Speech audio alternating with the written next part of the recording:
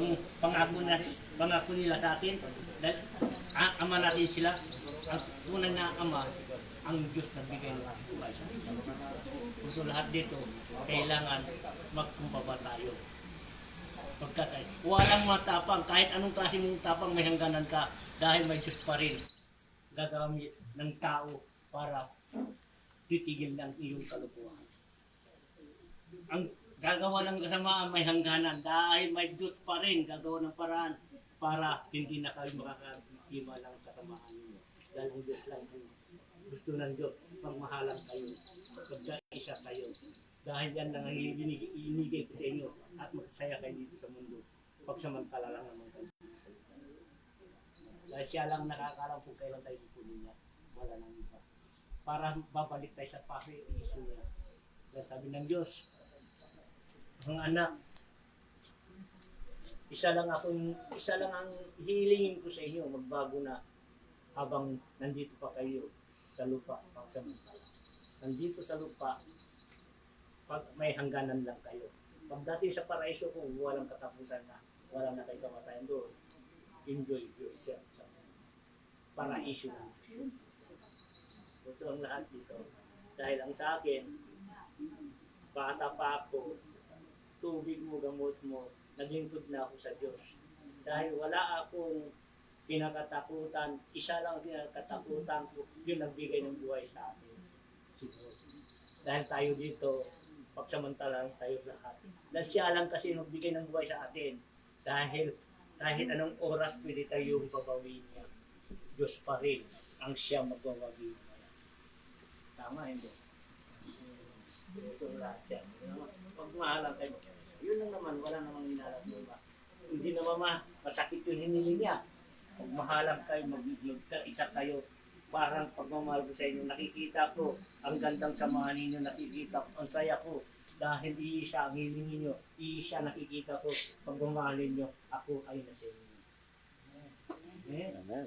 Maganda yun ano. Dito, alauna, may share to God. Sino ang marunong pag-share dito? Salita ng Diyos. Dahil ang salita ng Diyos ay sa atin man. sabi kayo.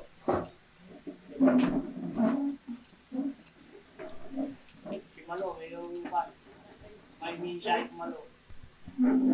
Malo ka niya sa siya. Si Maru. Malo ka niya daw. Awer tumawa. Yung pamangkin niya. Nasa ICU na daw ang ICU. Pray to God. Dito Malo.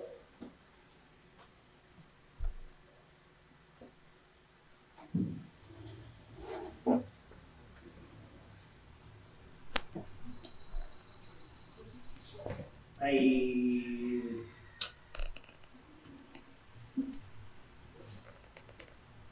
Isay, may sasabihin Malo para sa atin.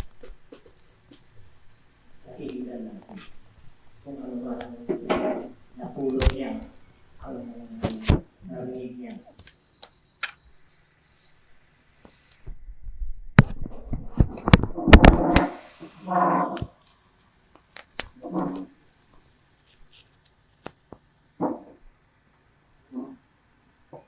Ang isipan niya. Basta mag-alala, tulad mo na yung alala mo, dahil ang Diyos mong kaala sa kanya. Ang isang buwan kalaki, parang isang buwan kalaki na binagay ng tubo. Dahil sa sipon lang, naawa lang doon sa Hindi pa pa tayo nilagyan ng tubo. hindi pa namatay. Hindi namin. Oxygen, very good. Oxygen yan. Maganda. Maganda yun dahil ang lahat ka nagkakapa. Pray natin si God kung para sila ay gagaling ka.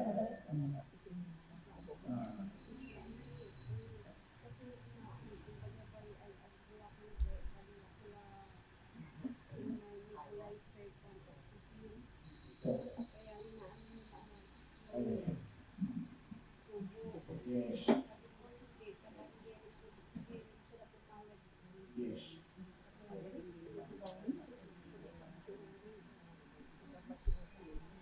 Kaso naman ko kay tanong bahay.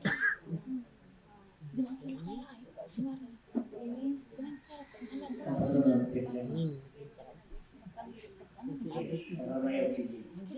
Iya, para ako.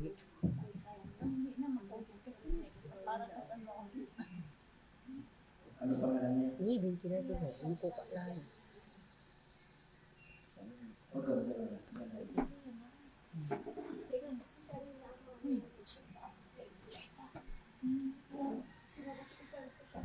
Niya sa tayo.